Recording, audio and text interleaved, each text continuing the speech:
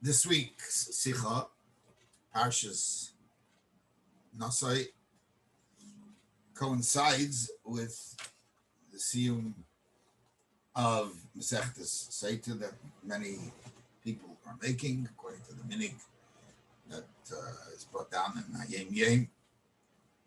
So the Sikha is a incredible Sikha with many chidushim, and really has a lot that we can talk about. But we're going to focus on one little inyan of the Sikha, the last part of the Sikha,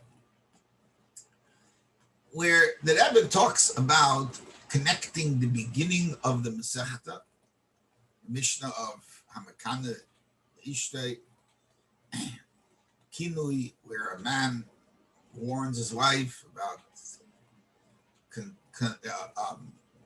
being in a private setting with another person, another man. And because of that, if she does that, she ends up drinking the Seito, the waters, and the whole follow-up that goes on over there, which everybody knows, Parshas Nasso, the Achichas of Seita, and Masechta Seita, that's what it's all about. Chelek God was all about. I can't say all about. So usually there's no it's Tchilosa B'Seifim Tchilosa, the beginning of the Masechta with the end of the Masechta. Masechta ends up with the Maimer of the Gemara that says Leitisne Yiras Chet. It says all the things that are missing today, and one of the things says Yiras Chet. So the Gemara says no, don't say Yiras Chet. The Ikano, I'm there. Rabbi, I think, says that I'm there. Don't say Yiras Chet. So we're not getting into the on their part, that's a different sikha. But here the shaila is how does that connect to the beginning? So in the Meshach of the Sikha, the Rebbe discussed whether the first Mishnah is talking about kinui of a woman who sinned, or is it talking about a woman who is being accused, but she's really pure? And that's what he makes a difference in Rambam and Rashi. But in the end of the Sikha, he goes according to Rashi and says that, yes, it is talking about a woman that is really pure. And yet, so why does it say, so it says this connects beautifully with the words Yiras Chet. Why? Because we know there's such a thing as Yiras Ha'inish, which is the more common thing that people are afraid of. This woman has no Einish. On the contrary, she benefits. The only time anywhere where a person has pure benefit from doing something that we'll see soon, the Rebbe says is something not really pure. Even what she did. So this woman is gets a great reward. The Niksa v'Nizra Zara, which the Gemara teaches us two opinions. And we'll talk about that soon. One, that she may have not had children before she will be able to have children, or that she will become any childbirth difficulties that she had will go away, and the children will be higher level, better, whatever. There'll be great rewards for her. So the only thing to hold back from doing anything of what she did, which we will discuss what she did and why it was wrong, or perhaps if it was wrong, is Yiras Chet, is not the chesor, not the yira of a punishment. It's a yira of a chet. And chet also comes from Lashon Chesed. It's a chet. You're doing something that's not appropriate. And it proves that by the fact that even this woman has to bring a mincha for a kapara, which is in itself a discussion, but that's the assumption here, that he brings it as a kapara. And yet, it's an unworthy conduct of hers. Why is it unworthy? Why is it only unworthy? Why is it not totally wrong? You're not allowed to have yichud with another man. We will discuss that shortly. The Rebbe continues and says, even If this woman's intent was why she went and made this play of making her husband think that she is involved with another man, was only because she wanted to benefit the fact that she's going to have children. She didn't have children. She wanted to have children.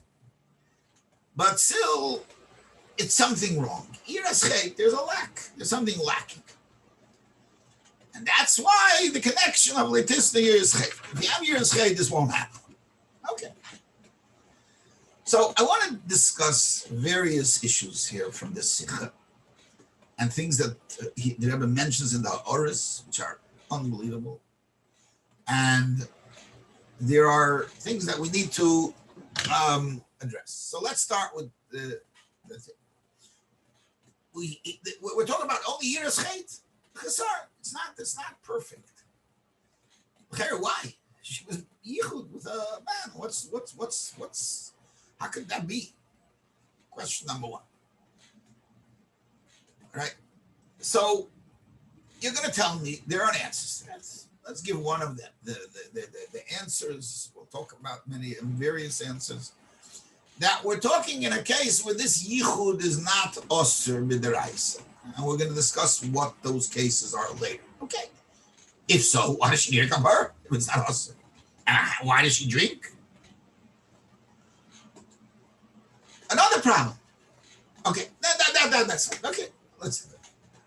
Before we go further, let's take a look. And the Rebbe points out these gemaras. And I mentioned earlier the machlekes regarding what happens to this woman who is tahar. So there are two opinions. The Gemara in Masechta Seitin, Daf Chavov, Amar Aleph says that Yishmael says, "In Cain yisteru kol ha'akoros v'yifkedu." Got a solution for all the women. You know, we have Baruch Hashem, a lot of organizations to help women in infertility. It's a meidu b'kazach. But in the time of the Beis Hamikdash, there's a solution. They will hide. They will go and they will be they'll be miyachid themselves with a man, and the husband after the husband is, has suspicions, and he'll be mekana her, and he'll take her up to Yerushalayim, and she'll drink the waters, and since she never did anything wrong, so therefore she will be able to have kids. A miracle will happen. She'll have kids. So the Gemara responds that if that's what happens. So therefore the Gemara says, no, that's not what's going to happen. It's only if she had pain during a very difficult childbirth, she'll have it easier. She'll have better children, nicer children, prettier children, whatever. No, there won't be benefits in that. That's the response to Rabbi Shmuel's opinion that she can have children if she did. If so, according to Rabbi Shmuel, I'm sorry, Rabbi Shmuel, this is Rabbi Shmuel's opinion. So the response to Rabbi Akiva, who said that she will have children. Rabbi Shmuel, even according to Rabbi Shmuel, a woman who suffers in childbirth is going to go do this, or she doesn't have to suffer anymore. Or she had children that were not very pretty or nice looking. She's going to want to have children that are nice looking. Or she has only female children. She's going to want a male child. These are all the things that she'll benefit, so she'll go do it. That's a kasha. The emes is the Rishalmi seems to think that Lashon Yerushalmi, and it's not the same machlekes between the two, it's a machlekes of Amoraim, and it sounds like the taina there is that in a chanami, but both opinions, they're going to go and hide from both. Okay, so that's issue number one. That's the Gemara number one. Okay, so the question is, if it's usher, why would women do this? There's another famous Gemara in Brachas. Amar Aleph. We know the Tfilas Chana. Chana didn't have any children. she was very pained by that. And we read the Haftarah every year on Rosh Hashanah. And the Gemara there says that Chana said to the Eibishter, Imra'oi Tire. So the Gemara says, Amra Abalaza, Amra Chana Lifnei HaKadosh Baruch. Chana said to the Eibishter, Rebbeinu Chelek, Imra'oi Muter. You're going to take care of my tefillas? Good. Imlav, I got a solution. I'll make you give me a child. Tira, you'll see. Eilech, I will go. V'estater, and I will have yichud with somebody. B'fnei elkona baili, which people ask, what does that mean? B'fnei elkona baili. V'kivan de mistatrano mashtuli, he will have me drink meisaita, and you got no choice now. You're not going to make fun of your own Torah. Should have a nix of an Israel Zara. Finished. Okay, the Gemara ties in with this machlekes and this, but Al-Kabanim, that's what it says. That's what she said. So the question is, you talk about Chana and the Via. How did she have such a thought of doing something that it's wrong? So this is a question that everybody asks. So we have a few issues here. We have the question of how did Chana do such a thing? We have Taisa's question of what's the difference between one and the other. So we'll address each one separately. Then there's another question, two more questions, and I want to address them quick. One of them we'll explain later. One question is, you know what happens with by a Satan? You write out the Eibishter's name, or you take the Eibishter's name, and you put it into water, and it gets erased. You erase the Shem Hashem. So even if we get around some of the other issues of how were you able to do stira and whatever, but you're going to erase the name of Hashem for what? How can you do that? That's an one question. That's a very interesting question. The halacha is that from the time that she becomes usher, from the time that she has yichud with this other man after kinui, till he comes up to Yerushalayim to drink, so all during that time, it's all, she's usher to her husband. So I saw a beautiful question. How could a woman do that? She's meshubah to her husband. She can't ask herself to her husband for such a long period of time. And this can take a while. I mean, going up to Yerushalayim today with Corona, we also took time. It could take a year. All you need is a pandemic or other issues that hold up. I mean, how did you do that? That's all an interesting answer, that it's not her fault, it's his fault. He created it, so she has a right to do it. Okay, I don't take away that question. But the question of Mechikas Hashem, the question of stira. Okay, going back to Taisus' question, what's the difference between having nice children, having better children, to the fact that she's going to have children? So there are various answers. The Marsha in Bracha says that the answer to Taisus is quite simple. Exactly what we're saying. You got to go do something's wrong here.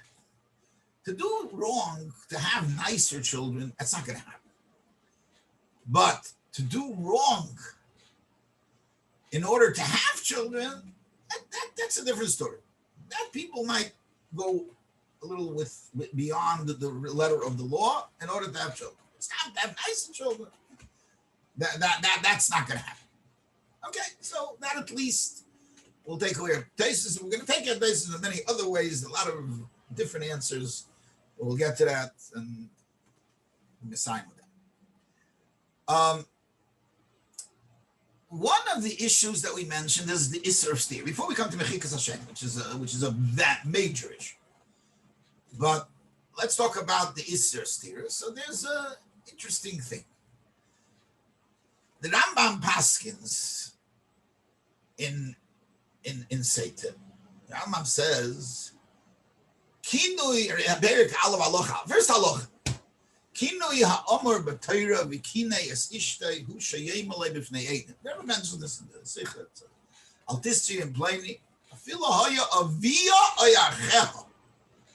Even if it was her father and her brother, if he tells her don't be in a room alone with him, that's kinui. So many want to say that's kinui in a davar mutter. It's mutter. It's not mutter for her to have relations with any of these, but it's mutter for her to be in a yichud situation with these people. And there's another halacha.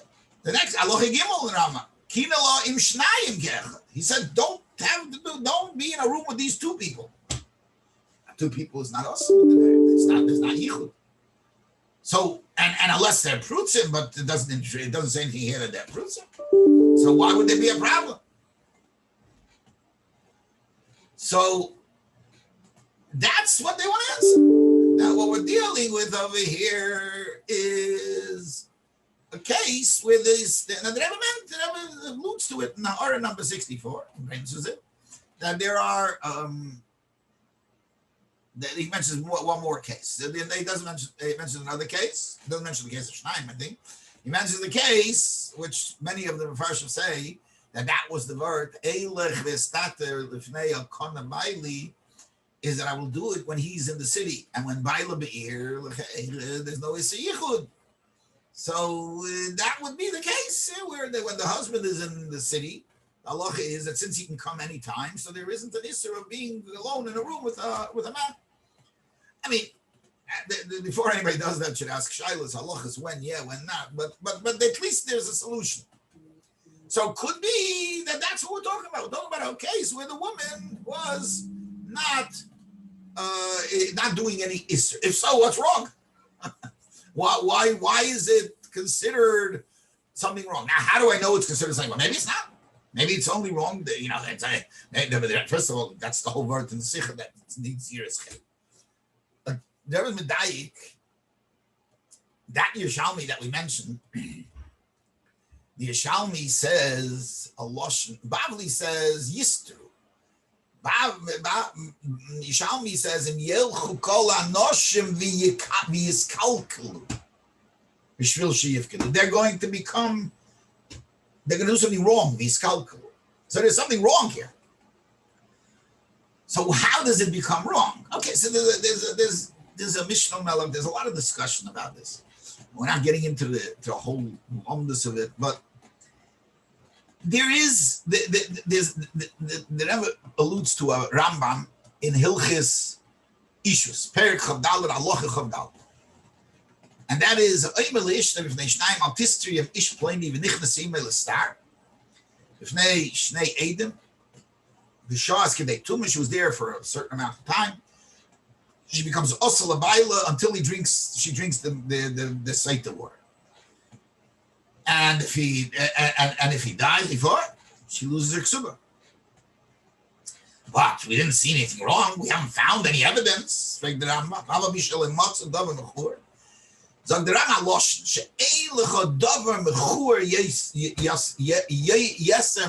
is no greater indecent act than being alone in the presence of another man. But here we're talking about, the Rambam is obviously talking about all kinds of cases, even cases where the man is not also to be alone. Right. But the fact that there was kinui, the fact that the husband told her not to have to do with this man, even in such a setting, that creates that even though all the atayrim, it's still a davar mechur. It's not it's an inappropriate.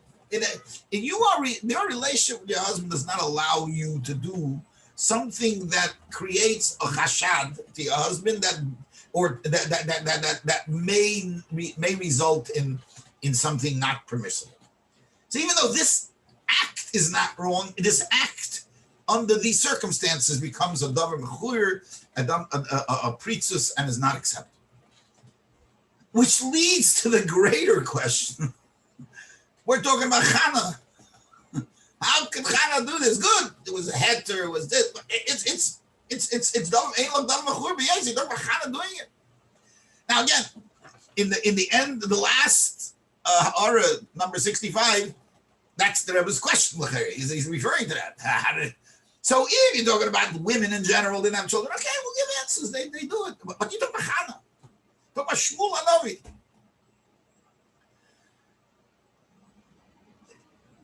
So just to note, there is another way of learning what Hannah said. And the Pnei Yeshua learns like that. And that'll answer all the questions.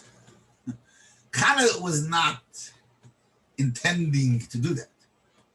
She was just telling the Eibush that I don't want to, why am I losing out because I'm a good woman, because I'm a tznuah, and I don't want to do something that I can force the situation, she was saying. It was all part of her tefillah, telling the Eibush that you need to help me because I have a demand. In the lotion of the lomdus, she had a migui. She had a legitimate taina. I have this power in my hand, and I'm being erlich. So you're not going to reward me for that. You're not going to let me. You're not going to take care of my tefillah for that.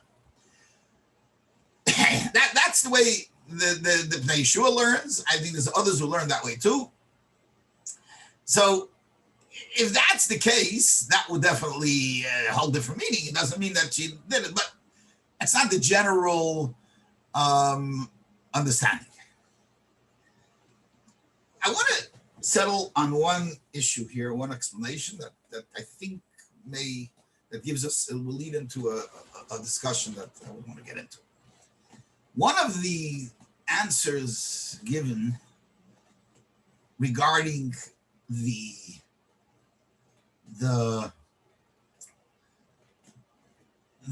regarding the Mechikas Hashem, is that even though you're being Meich Hashem, why were you Meich Hashem by Satan?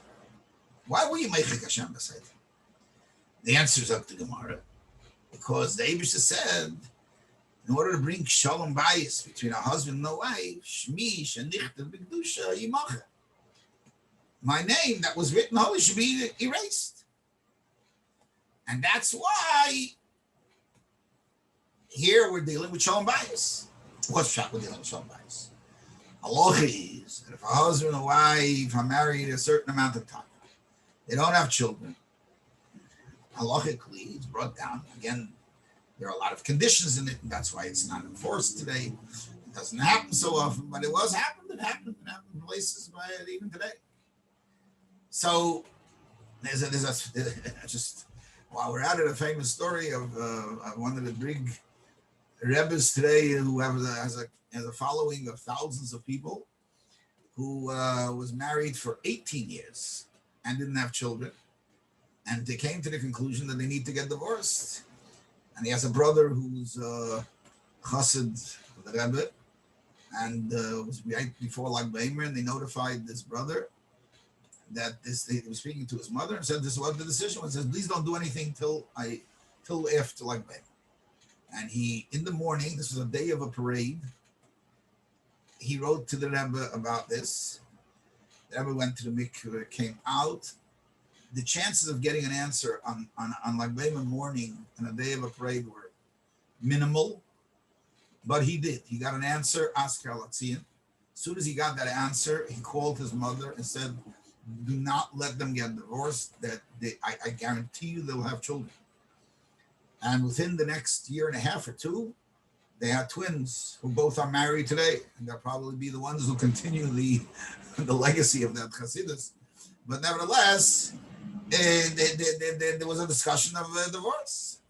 I know of other cases where, especially in the Rebbe's families, it does exist. I mean, we know that the Rebbe had a very great affection for the Minchas Elazar. The Minchas Elazar was married for 10 years, he divorced, and remarried. And Taka had children from the second marriage. But that has existed. But either way. But so therefore, since there's a shalom, so here's a case of shalom bayis. Shalom bayis, you're allowed to do it. Okay, it's not so pashut, but So we're going back. We have to deal with both issues. Chikas Hashem, and is this taka the answer that's shown by? This is a shown bias issue, to the point that we're not dealing that they're fighting. They can have a peaceful way of separating. That's considered shown bias, and the issue of going beyond the law to have these children. So I want to perhaps suggest something based on another sikh of the Bible. The famous Gemara that Bishah Shekara David Shittin, when David made the Shittin, which is the water that was in the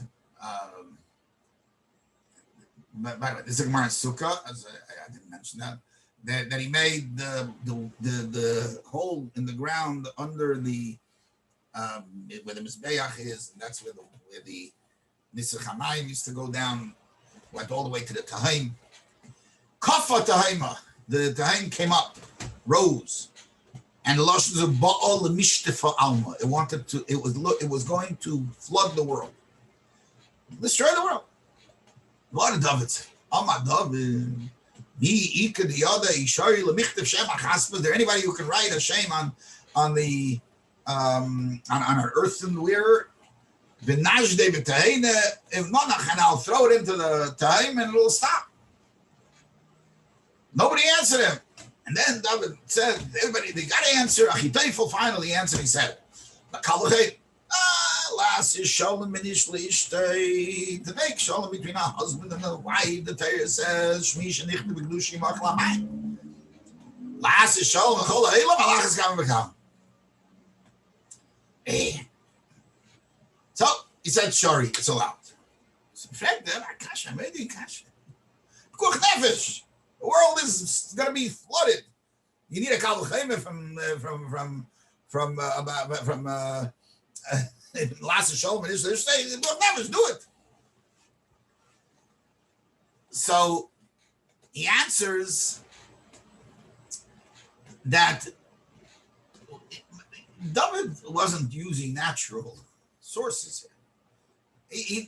If it were a question of doing something naturally, that if you write the name of Hashem on a husband, you put it in some natural way, it's going to stop. Of course, he doesn't need anything. He's using an unnatural or a way of doing it, which means he needs that it should work. Not just writing the name on a piece of paper, it doesn't work. Now, if it's wrong to do, in other words, if there's no mucker in writing the name of Hashem on a piece of paper, on a chaspa, then on a cheres, it won't work. It's not going to work. This supernatural manner of doing things is not going to work. It's not like a kameya. It's not some place. It's not a heebie-jeebie thing. You got to work. You got to have a mucker. Oh, and says the Rabbi, that's why he looked for a source. He needed a source. That's where Achitayvel came along and says, I have a source that you are allowed to do this, to write the name of Hashem and erase it. In other words, you can't just go write the name of Hashem and erase it. It has to have a purpose that's worthwhile. So from the shalom bias of las is shalom ben ish le'ishtoi, making peace between a husband and a wife, is that shalom bias is worth it. So kol shekain this, but so leads us back to the question to some degree: is she allowed to initiate such a thing? To go make? Come on, how can you initiate such a thing? How do you initiate such a? Who says it'll work? And there are those that can say it. It's lav dafka that it'll work. If you're initiating it, if your intent is for that.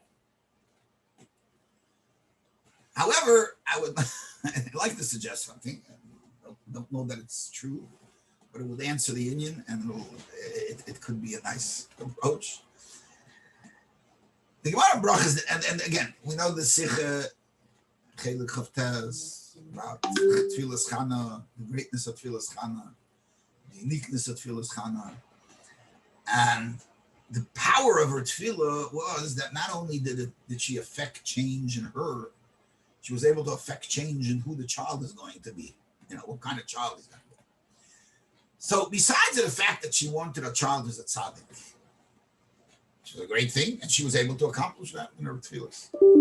As it says, "V'nasato la'amoscha zera anosh," you will give them zera anosh. Read the Gemara in Brachas.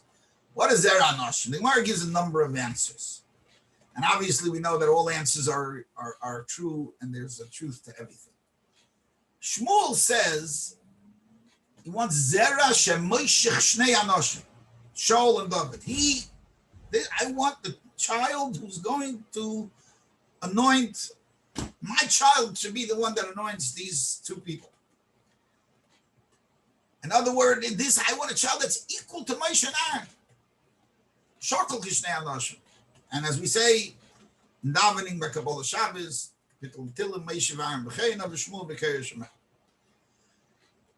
so perhaps what she was saying is, I'm allowed to do this. The reason that she was justified in offering to do something that has some, because she is putting into place a child that's going to be, the whole world is dependent on that. Klal Yisrael is dependent on the Mashiach of Shaul and David.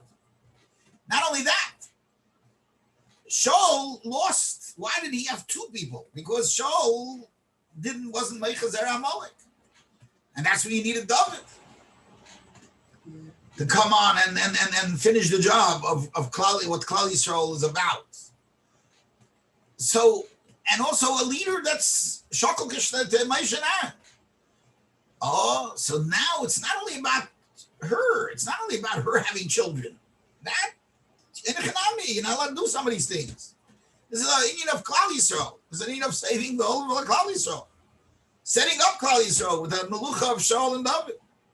And so forth. So could be, in this case, first of all, Shmi Shenichte B'Gdusha Yimach L'Mayim, just like as David came along and saved the world from getting drowned. So she is all part of that process of bringing David as a melech into the world by having Shmuel who's going to anoint him. And in addition to that, because it's saving the world, it has an aspect of saving the world. She has a right to do what she was doing, even though there was somewhat of a lack in the fact that there wasn't it wasn't an act that was so proper due to the fact that her husband would be Mekana. If that's the case, it can work out. Al Koponim, the end result is that Chana was able to do it. Whether everybody else should do it or not, obviously it says he shouldn't. And that would be the reason not to do it.